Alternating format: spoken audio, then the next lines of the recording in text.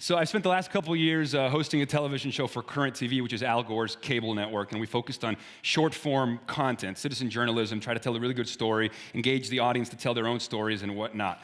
But more recently, I've decided to pursue a series of personal projects that are focused on futurism, the scope of human imagination, and the exponential progress of technology, basically creating content that is not just informative, but it also serves as an antidote to existential despair. So I'm interested in celebrating ideas so big that you catch a buzz off of them. And so I'm interested in the notion of inspiration. You know, people say inspiration cannot be created. It's this haphazard phenomenon. You never know when it's going to strike. But I believe you can create it. I believe you can set the precursors to put inspiration into motion. And to give you a little bit of context, this year I read James Glake's spectacular article, What is a Meme, in the Smithsonian.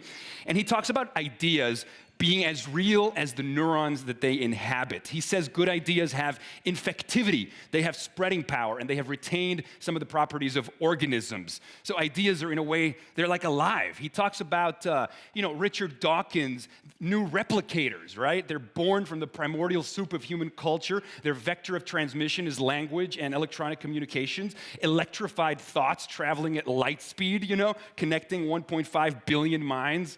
And these memes, as we have come to refer to them, they leap from brain to brain and they compete for our attention, which is the new limited resource.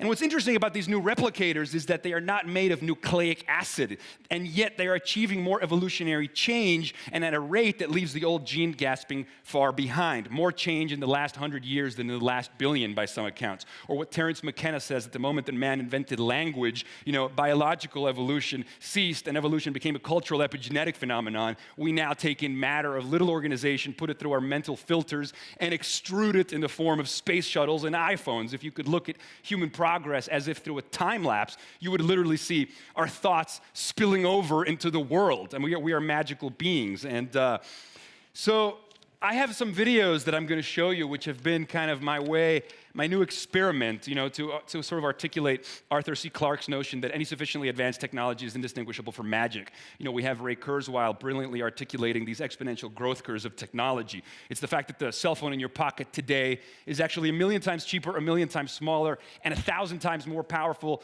than a $60 million supercomputer that was half a building in size 40 years ago. So that billion-fold increase over 40 years, that momentum is building on itself. Our brains evolved in a world that was linear and local, but now we live in a world that is global and exponential, and this is counterintuitive to the way we think. You take 30 linear steps, 1, 2, 3, 4, 5, 30 steps later, you're at 30. That's how we perceive the world. But in fact, the world is progressing at an exponential rate. So those same 30 steps exponentially, 2, 4, 8, 16, 30 steps later, you're at 1 billion. So that sort of gives you the difference.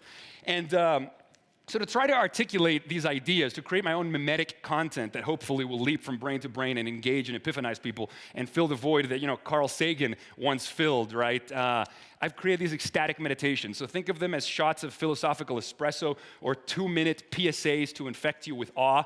They're not commercial, but they're just trying to communicate rapture and hopefully infect you with a little bit of wonder. And so let's play the first one.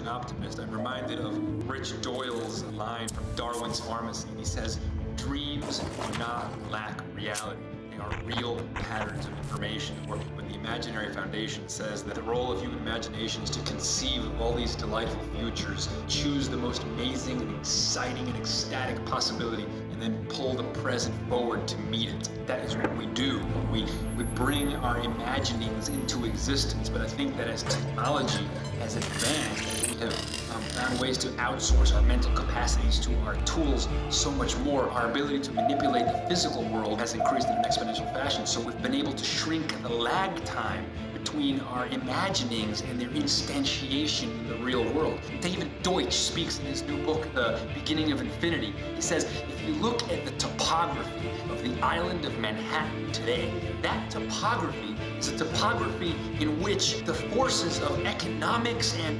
culture and human intent have trumped the forces of geology. I mean, the topography of Manhattan today is no longer shaped by mere geology. It's shaped by the human mind and by economics and by culture. So what David Deutsch extrapolates is that ultimately that will be the fate of the whole universe. He says gravitation and antimatter might only shape the universe at its earliest and least interesting stages, but eventually the whole entire thing will be subject to the intent of substrate-independent, infinitely more powerful minds. And to conceive of that just, it makes me feel ecstatic. It really does make me feel ecstatic. You know, most of these epiphanies that one has, thank you.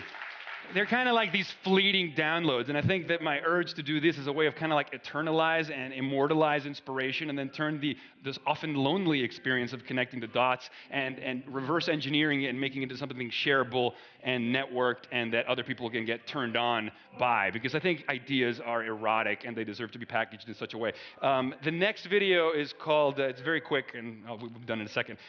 It's called "To Understand is to Perceive Patterns," and it was inspired by that Isaiah Berlin quote about, true comprehension comes when you connect those dots. And the Imaginary Foundation, which is an apparel company that celebrates the power of human imagination, and I love, they kind of use this to describe what their philosophy is all about. Stephen Johnson talks about the recurring patterns across different scales of reality. When you map these man-made systems and these natural systems and you visualize them, guess what? All the same shapes keep turning up. This is really a trippy idea because, we act as like free agents, and yet when you visualize, behavior in cities, they look like capillaries, and it's just this, the neurons look like the information sharing systems of the internet, it look like the computer models of dark matter in the universe. They all share the same patterns. It's very interesting stuff. So let's watch "To Understand is to Perceive Patterns," and then we'll wrap this up.